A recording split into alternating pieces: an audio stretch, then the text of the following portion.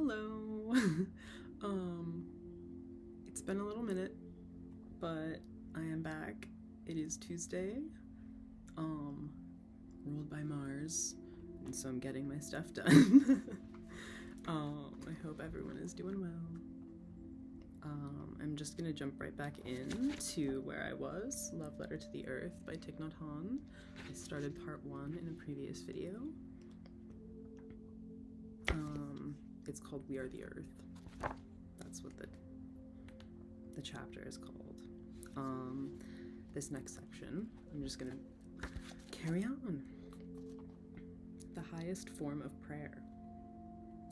We can feel a tremendous sense of awe and wonder at the immense energy of the universe, and we may be tempted to believe it was created by a human-like God. I forgot that. This is where we were. Impressed by the powerful forces of nature, we often imagine there is a God behind the raging storms, a God of thunder, a God of rain, or a God controlling the rise and fall of the tides. It's easy to think that this highly creative force could have a human form. This is obviously complicated, going into, Thich Nhat Hanh's very particular and, Buddhist philosophies and stuff like that. So, just take this however you need to. I believe that there's truth in everything, and I believe that we can learn from everyone. That's kind of my philosophy of all of this stuff, and that's why I appreciate Thich Nhat Hanh's work. But this does have a lot of, theological and talks about the nature of the universe. I guess that's...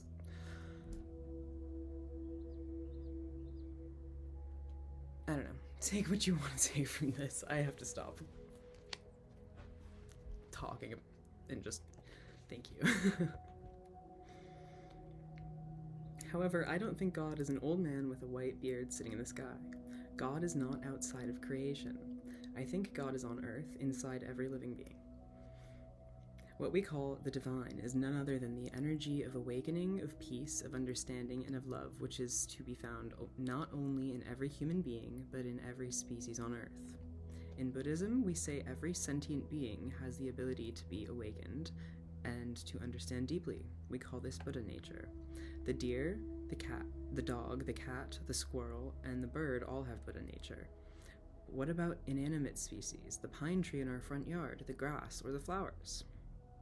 As part of our living Mother Earth, these species also have Buddha nature.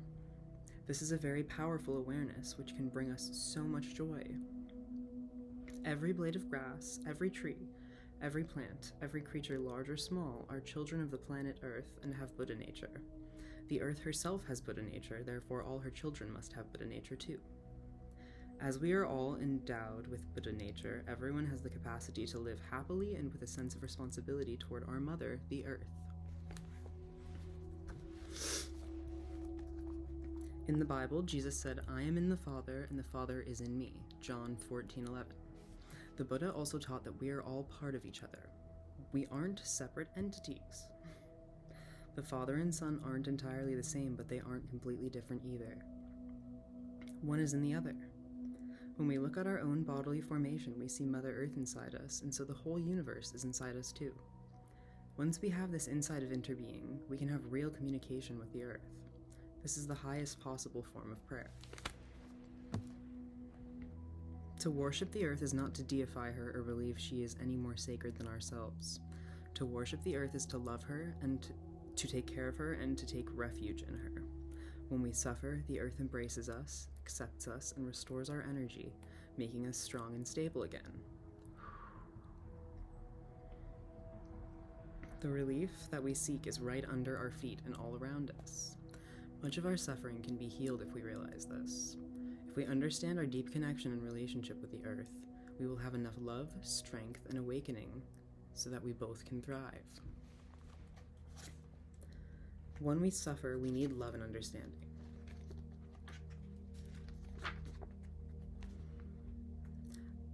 Sorry.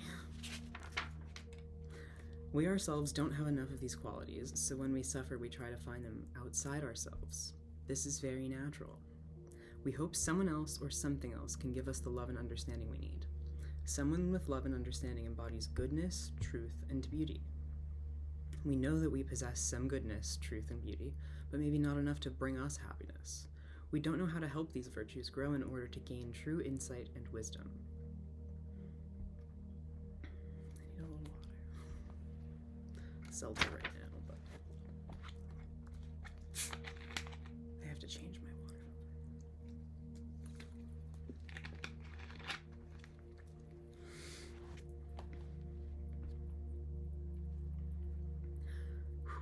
The earth has all the virtues we seek, including strength, stability, patience, and compassion. She embraces everyone. We don't need blind faith to see this. We don't need to address our prayers or express our gratitude to a remote or abstract deity with whom it may be difficult or impossible to be in touch. We can address our prayers and express our gratitude directly to the earth. The earth is right here.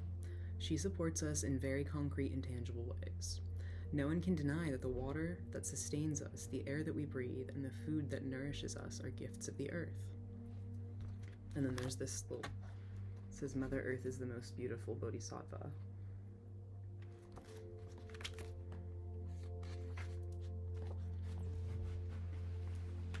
Okay. The most beautiful bodhisattva. A bodhisattva is a living being who has happiness, awakening, understanding, and love. Any being that manifests these qualities can be called a bodhisattva. Bodhisattvas are all around us. Anyone who cultivates love and offers a lot of happiness to others is a bodhisattva. Bodhisattvas aren't necessarily human beings. In the Jataka tales, the Buddha was called a bodhisattva, and he sometimes manifested as a deer, a monkey, a tree, or even a rock. These manifestations can also be called bodhisattvas. A tree can be content, happy, and fresh, offering oxygen, shade, refuge, and beauty. A tree can nourish life. It can be a place of sanctuary for many creatures. When we look at our planet, we know that the earth is the most beautiful bodhisattva of all. She is the mother of many great beings. How could mere matter do all the wonderful things the earth does? Don't search for a bodhisattva in your imagination. The bodhisattva you are looking for is right at your feet. Mother Earth is not an abstract or vague idea. Mother Earth is real. She is a living reality that you can touch, taste, smell, hear, and see. She has given us life. And when we die, we'll go back to her and she'll bring us to life again and again. There are people who pray to be reborn in a place where there is no suffering, yet they don't know whether such a place really exists or not. Astronomers have been able to look at many distant galaxies using powerful telescopes, but they haven't found anything as beautiful as this planet Earth. I gotta slow down.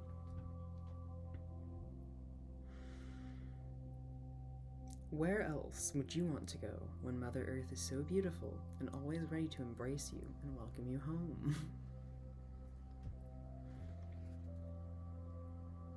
I left Earth 3 times and found no other place to go. Please take care of Spaceship Earth. Walter Shearer. I don't know if that's the pronunciation. 1998. Astronaut on Mercury, Gemini, and Apollo space flights. I recognize that quote. We can call the earth the bodhisattva who purifies and refreshes earth. We can throw fragrant flowers on the earth. We can also throw urine or excrement on the earth, and the earth doesn't discriminate. She accepts everything, whether pure or impure, and transforms it no matter how long it takes.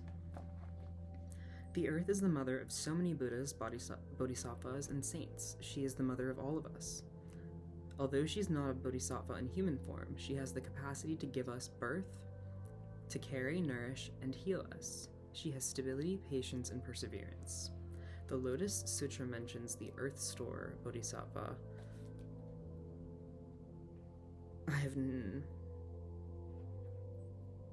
Kshitigarbha.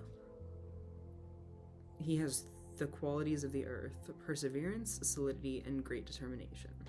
He made the vow to go to the darkest places to rescue beings in the most desperate situations of injustice and conflict. He never relents in his determination to go where he is most needed. It's 444. To prisons, to war zones, and to the hell realms. Whew. Mother Earth Bodhisattva has the capacity to produce, create, embrace, and bring forth wonderful creations, including Buddhas, Bodhisattvas, saints, and holy ones, people who have many skills and talents, and so many other species. When we drink water, we know that this water comes as a gift from the earth. When we breathe, we know that the air is a gift of our mother. When we eat, we know that the food is also a gift of Mother Earth. With this awareness, reverence for our planet becomes something very natural. I highly agree with that.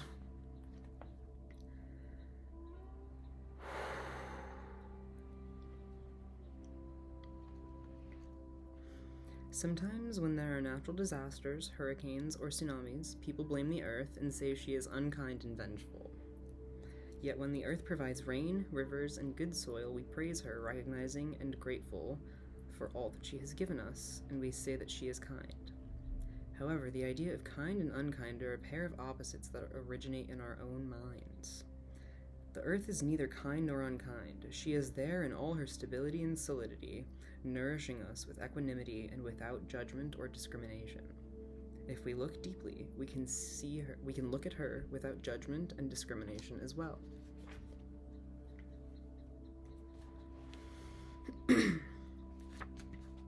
The earth is a solid place of refuge. When we feel that we're fragile, not stable or solid, we can come back to ourselves and take refuge in the earth. With each step, we can feel her solidity beneath our feet. When we're truly in touch with the earth, we can feel her supportive embrace and her stability. We use all our body and our mind to go back to the earth and surrender ourselves to her. With each breath, we release all our agitation, our fragility, and our suffering. Just being aware of her benevolent presence can already bring relief. On the verge of the Buddha's enlightenment, he touched the earth with his hand and asked her to bear witness to his awakening. That's beautiful. Flowers sprang up in celebration at the very place where his hand touched the ground. At that moment, the Buddha's mind became so free and clear that he saw millions of flowers everywhere, smiling at him. I'm gonna stop for a second, because on my walk, I take a walk every day, and I communicate with the earth on my walks. I do that inside, because I don't know, it's a long story. I found a 4-leaf clover on my walk today.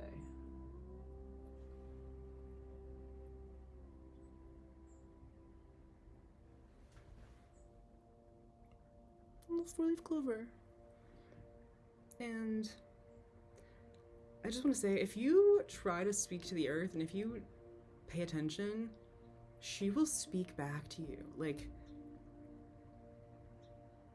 A big part of my spiritual awakening was communicating with 4-leaf clovers, believe it or not. That's a whole other story that I would like to talk about more, but please take this as if you've been thinking about going out and spending some time just in a patch of grass and crying and releasing that to the earth because she will take care of you. I do that a lot. It is unbelievably cathartic and unbelievably healing. She really does love us. But I'm gonna continue. Ooh. We can be like the Buddha and in difficult moments touch the earth as our witness. See, that's what I'm saying. We can take refuge in the earth as our original mother. We can say, I touch the pure and refreshing earth. Whatever nationality or culture we belong to, whatever religion we follow, whether we're Buddhists, Christians, Muslims, Jews, or atheists, we can all see that Mother Earth is a great bodhisattva. Whew. When we see her in this way, with all her many virtues, we will walk more gently on her and treat her and all her children more gently. We will want to protect her and not harm her or any of the myriad forms of life she has given birth to. We will stop wreaking destruction and violence on Mother Earth. We will resolve the question of what we mistakenly call the environmental problem. The earth is not just the environment. The earth is us. Everything depends on whether we have this insight or not. When you're able to see the earth for the bodhisattva that she is, you will want to bow down and touch the earth with reverence and respect. Then love and care will be born in your heart. It's so true. This awakening is enlightenment. Don't look for enlightenment elsewhere. This awakening, this enlightenment will bring about a great transformation in you, and you'll have more happiness, more love, and more understanding than from any other practice. Enlightenment, liberation, peace, and joy aren't dreams for the future. They're a reality available to us in this present moment. The time is now. We can't wait any longer to restore our relationship with the earth, because right now the earth and everyone on earth is in real danger.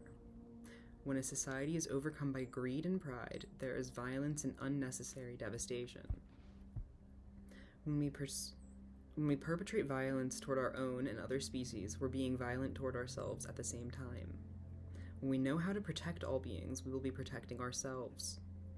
A spiritual revolution is needed if we're going to confront the environmental challenges that face us. Many of us are lost.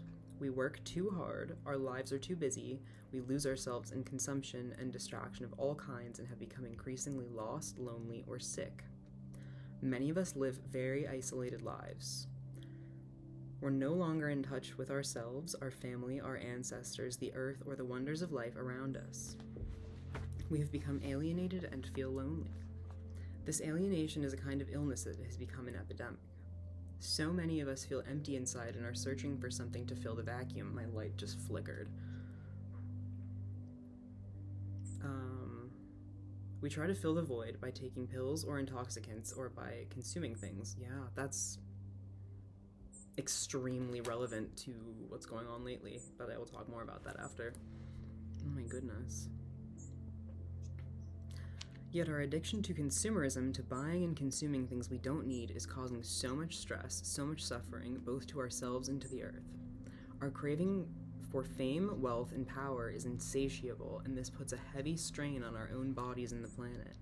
We don't realize that it's not fame, wealth, or power that will make us happy, but our level of mindful awareness.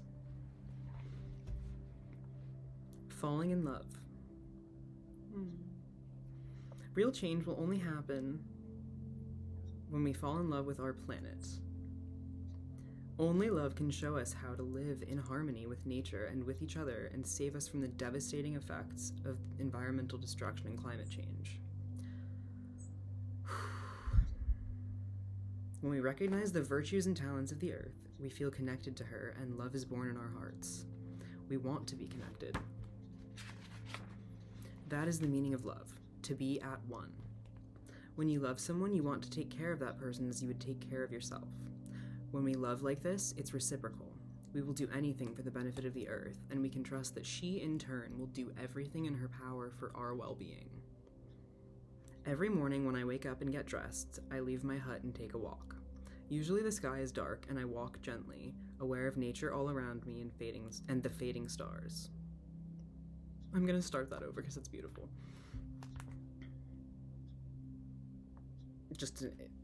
I started visualizing it. Sorry. Every morning when I wake up and get dressed, I leave my hut and take a walk. Usually the sky is still dark, and I walk gently, aware of nature all around me and the fading stars. One time, after walking, I came back to my hut and wrote this sentence: I am in love with Mother Earth. I was as excited as a young man who has fallen in love. My heart was beating with excitement. I have been in that exact situation, and it's so beautiful. Oh my goodness. Sorry. This lights me up. As you could probably see. When I think of the earth and my ability to walk on it, I think I'm going to go out into nature, enjoying everything beautiful, enjoying all its wonders. My heart is filled with joy. The earth gives me so much. I'm so in love with her. It's a wonderful love. There's no betrayal. We entrust our heart to the earth, and she entrusts herself to us with her whole being. I am in love with Mother Earth. Me the fuck too.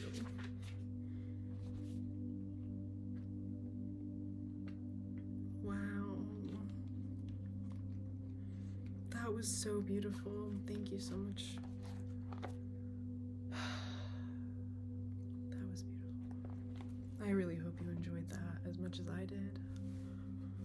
That was, like, as the sun has been setting outside, it's like pink and purple and blue now. Oh my goodness, it's gorgeous. This earth is so beautiful.